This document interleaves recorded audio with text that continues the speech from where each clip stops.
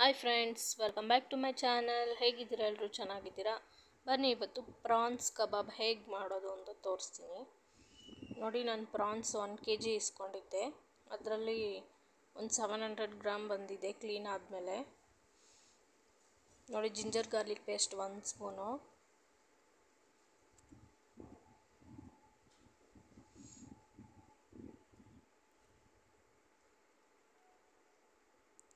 ಹಾಗೆ ಸಾಲ್ಟು ಒಂದು 1/2 table spoon. Salt ಯಾವಾಗಲೂ ಅಷ್ಟೇ ನೋಡ್ಕೊಂಡು ಹಾಕ್ಕೊಳ್ಳಿ. ಮೊಟ್ಟೆ ಒಂದು, ಮತ್ತು ತೇಜು ಕಬಾಬ್ ಪೌಡರು 1 ಪ್ಯಾಕೆಟು,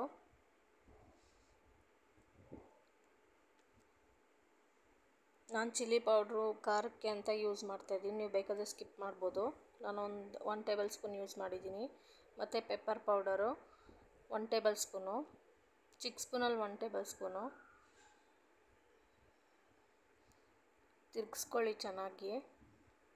ಹಾಗೆ ನನ್ನ ಚಾನಲ್ನ ಯಾರು ನೋಡ್ತಾ ಇದ್ದೀರಾ ಸಬ್ಸ್ಕ್ರೈಬ್ ಮಾಡ್ಕೊಳ್ಳಿ, ಲೈಕ್ ಮಾಡಿ, ಶೇರ್ ಮಾಡಿ, ಕಮೆಂಟ್ ಮಾಡಿ. ಪಕ್ಕದಲ್ಲಿರೋ ಬೆಲ್ ಐಕನ್ನ ಕ್ಲಿಕ್ ಮಾಡ್ಕೊಳ್ಳಿ, ನೋಟಿಫಿಕೇಷನ್ ಬರುತ್ತೆ. ಚೆನ್ನಾಗಿ ಕಲಿಸ್ಕೊಂಬಿಟ್ಟು ಒಂದು 15 ಮಿನಿಟ್ಸು ಫ್ರಿಜ್ಜಲ್ಲಿ ಇಟ್ಕೊಳ್ಳೋಣ.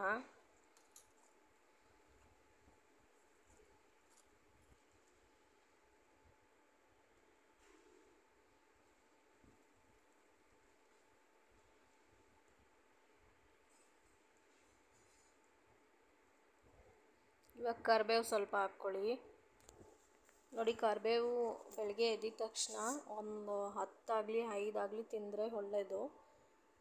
ಕೂದಲು ಚೆನ್ನಾಗಿ ಬೆಳೆಯುತ್ತೆ ಮತ್ತು ಹೊಟ್ಟೆ ಕ್ಲೀನ್ ಆಗುತ್ತೆ. ಜೀವನ ಕ್ರಿಯೆ ವೃದ್ಧಿ ಆಗುತ್ತದೆ. ಮತ್ತು ಯಾರಿಗೆಲ್ಲ ಅಮೋನಿಯಾ ಇದೆಯೋ ಅವರೆಲ್ಲ ತಪ್ಪದೇ ಕರಿಬೇವು ತಿನ್ನೋದ್ರಿಂದ ಒಳ್ಳೆಯದು. ನೋಡಿ, ಇವಾಗ ಎಣ್ಣೆ ಕಾಯಕ್ಕೆ ಇಟ್ಕೊಂಡಿದ್ದೀನಿ.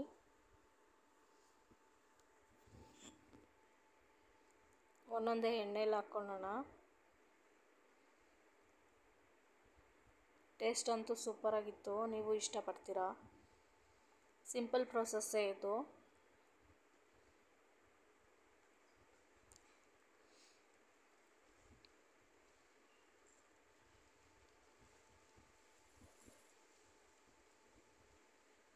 ನಮ್ಮ ಮಕ್ಕಳು ಇಷ್ಟಪಟ್ಟು ತಿಂದರು.